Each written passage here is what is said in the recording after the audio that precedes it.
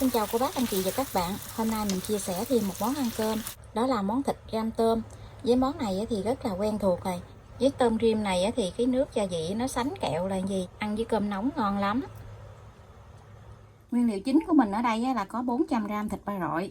Thịt thì mình rửa sạch rồi mình xắt ra từng miếng vậy. Và nửa ký tôm thẻ. Tôm thẻ mình cắt đầu cắt đuôi, lấy chỉ lưng. Mình lấy cục đen ở trên đầu của nó luôn. Cho hết cái phần tôm này vô trong tô. Mình ướp trong tôm này trước là một tí xíu muối,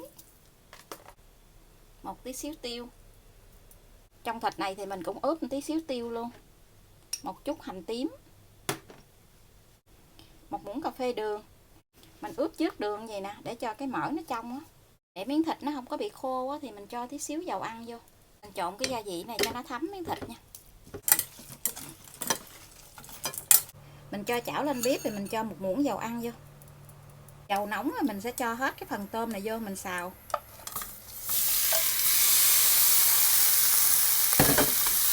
Mình xào ở lửa lớn á. Mình xào tôm trước vậy nè, vỏ tôm nó căng phồng lên mà nó không có dính vào trong thịt tôm á. Xào cho con tôm nó săn lại vậy là được rồi nè. Giờ thì mình sẽ cho ra ngoài.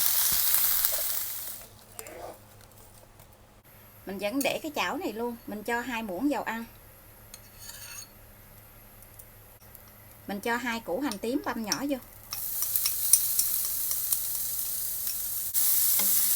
Hành nó thơm rồi mình sẽ cho thịt vô.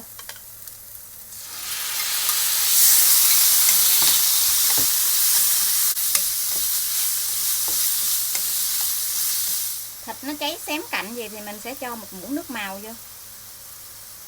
Mình nêm 2 muỗng nước mắm. Mình dùng cái muỗng ăn cơm nè. Muỗng rưỡi đường. Món này thì nó hơi mặn mặn ngọt ngọt mới ngon. Nửa muỗng cà phê muối.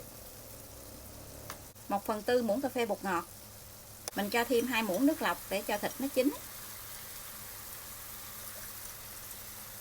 Mình mở lửa nhỏ cho cái thịt nó chín và nước sốt nó cạn từ từ. Gia vị trong này nó cạn lại bớt rồi, cái thịt nó cũng đã chín rồi. Mình sẽ cho hết cái phần tôm này vô. Tôm nó mau chín cho nên nó là mình để vô sau, chứ mình để cùng với thịt đó là tôm của mình nó bị khô. Nó chín quá nó sẽ bị khô. Mình sẽ đảo lên để cho cái phần gia vị này nó rút hết vào trong thịt với tôm nè. Nó lên màu rất là đẹp luôn á. Nước sốt bây giờ nó thấm hết vào trong miếng tôm với thịt rồi nè. Nó keo lại vậy. Bây giờ thì mình sẽ tắt bếp. Hấp dẫn quá chừng luôn.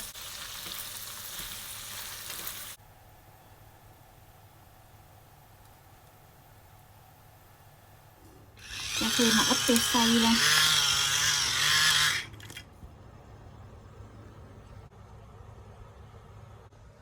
Ở đây là món thịt rim tôm của mình đã làm xong. Thịt ram tôm hay là thịt rim tôm. Món này thì ăn với cơm nóng là hết sảy luôn á.